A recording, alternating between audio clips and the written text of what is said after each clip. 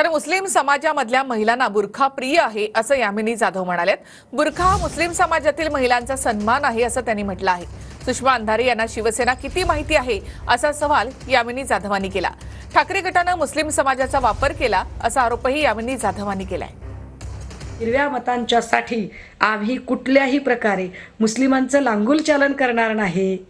आता आम्हाला एकनाथ शिंदे साहेबांना प्रश्न विचारावासा वाटतोय की साहेब यामिनी जाधव जो बुरखा वाटपाचा कार्यक्रम घेत आहेत ते कुणाच्या लांगुलचालनासाठी? आपल्या दिवाळीच्या सणाला आपण जे आपले कार्यकर्ते असतात किंवा आपली लोक असतात आपण त्यांना एक छोटीशी गिफ्ट घरात पोचवतो। त्या बहिणींना जर एखादी गिफ्ट जाते आणि मुस्लिम भगिनींना आपण काहीच देत नाही, हा त्याच्या मागचा एक हेतू होता। एक वर्षभरापूर्वी आमच्या डोक्यात ही संकल्पना आली। सुषमा अंधारे ज्या माझ्यावर टीका करतात यांना शिवसेना किती माहिती आहेत? मुस्लिम धर्माचा यांनी वापर केला। मी आणि यशवंत जाधव साहेब छाती ठोकपणे सांगतो, हो आम्ही मुस्लिम धर्मावर सुद्धा प्रेम करतो, आमच्या विभागात राहणाऱ्या प्रत्येक धर्मावर प्रेम करतो।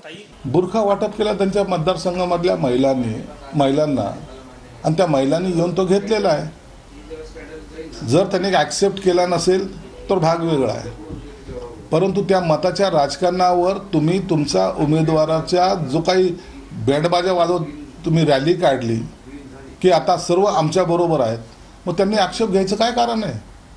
त्या मतदारसंघामध्ये ज्यांच्या सर्व लोकप्रतिनिधी या नात्याने त्यांनी केलेलं काम आहे आणि मला वाटतं त्यांच्या मतदारसंघापुरतं ते मर्यादित आहे, म्हणून त्याला आक्षेप घेण्याचं काही कारण नाही आहे। पाकिस्तानचा झेंडा घेऊन मिरवणूक काढण्यापेक्षा एखाद्याची मदत केली तर त्याला गैरमान्यात काय होईल? त्यांनी आक्षेप नोंदवणं हा त्यांचं काम आहे, त्यांच्या पार्टीची ती लाईन आहे।